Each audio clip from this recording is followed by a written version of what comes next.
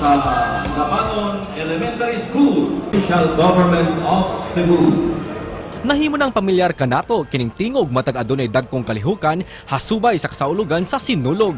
Nasayod ka ba kapuso nga sud na sa taas nga katuigan aniyay usa ka host nga gihimo ng panaad kini ngadto sa balaang Batang Jesus. Siya si Sam Costanilla ang luyo sa tingog sa higayon nga ipalaila ang mga pangalan sa Sinulog contingent. Gawas niini, siya usab ang host sa usa sa mga kalihukan sa Sinulog, ang Sinulog Idol. Karong buntaga ato siyang mas ilailahon ug sayranta ang yang istorya isip usa ka deboto dinhilang sa GMA Regional TV Live. Usa sa mga maghatag o kalagsik sa matag dagkong kalihukan sama sa Sinulog ang mga host ug karong buntaga atong makauban ang suki na sa Sinulog hosting Mr. Sam Costanilla. Mayong buntag, maupay nga aga Sir Sam, ug welcome dinhi sa GMA Regional TV Live. Mayong buntag si Sil o sa atong mga televiewers. Daghang kay salamat. Viva Pit Senyor.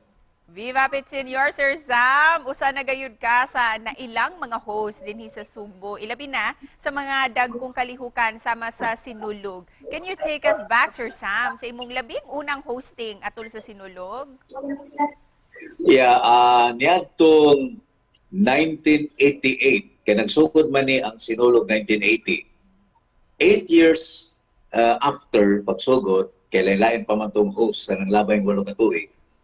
Pagka 1988, I started as MC na. Wala gyud na siya bukto.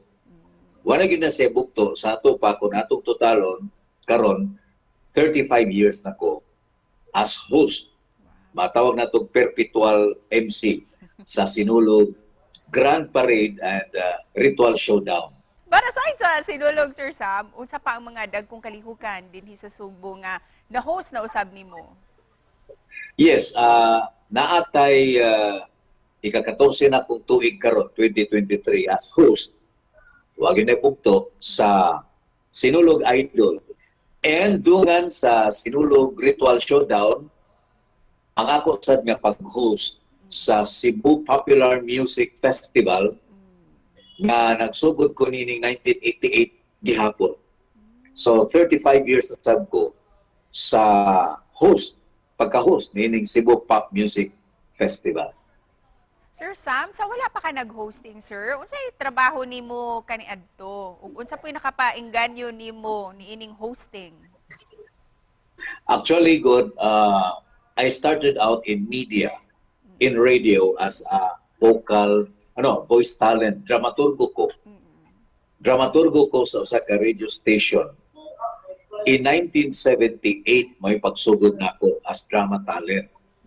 And I think diha magsugod pag-develop ang akong tingog nga kanang i-project yun o niya na interested lang yun ko na nahigpok pa lang yun ko naibog rin yun ko magtanaw bitaw still sa una na mag-program o niya mag-host na may muda sa program pagpaaligre. So nainganyo ko nadasig ko nga I think I have to host programs and events. Sir, sud sa taas nga katuigan sa mabuloko nimong career sa media, sir, unsay panaad nimo kang Senyor Santo Niño? Yeah, ako yun ang gipanaad niya nga. For as long as I'm healthy, himsog ug bastog ko niya, ako tutunlan ang gihapon, maka tingog lang yung ko gihapon, akong ihalat nga tutukan niya ang ako mga hosting jobs sa mga Sinulog-related events din sa Subo.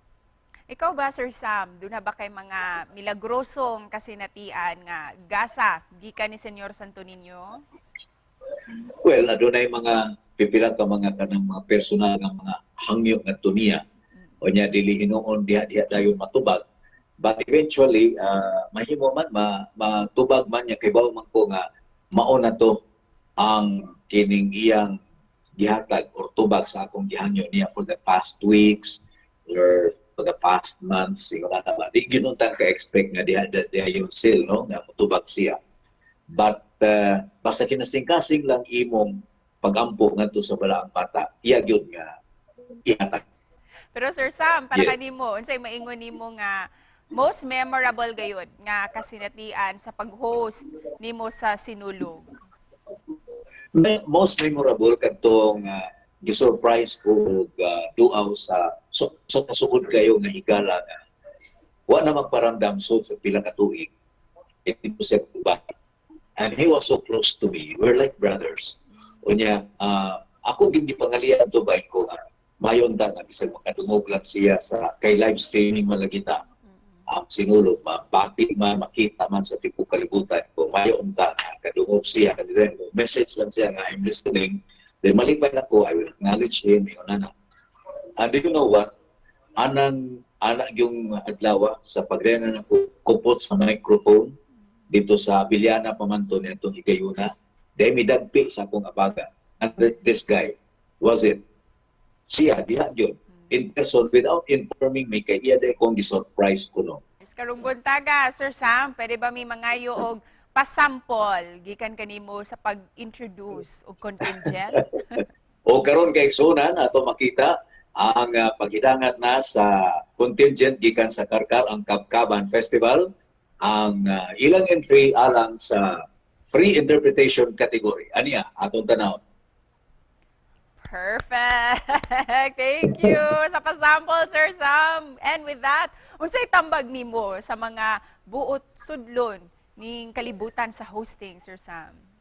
Well, sama sa uban nga mga kining professions like singing or dancing. O unsa pa na din ha, kinahanglan nga dili mag-uwaw-uwaw. Huwag tangon yun ang stage fright. Laktod pagkasulti, Sil, kinahanglan bagag naong.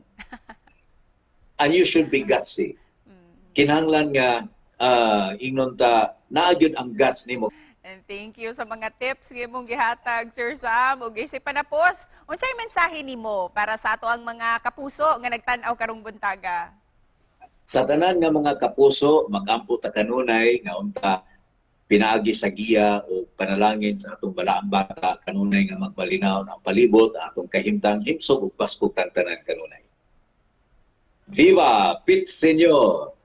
Viva Pit Senyor! Ug daghang salamat kanimo, Sir Sam, amping kanunay. Salamat, Cecil.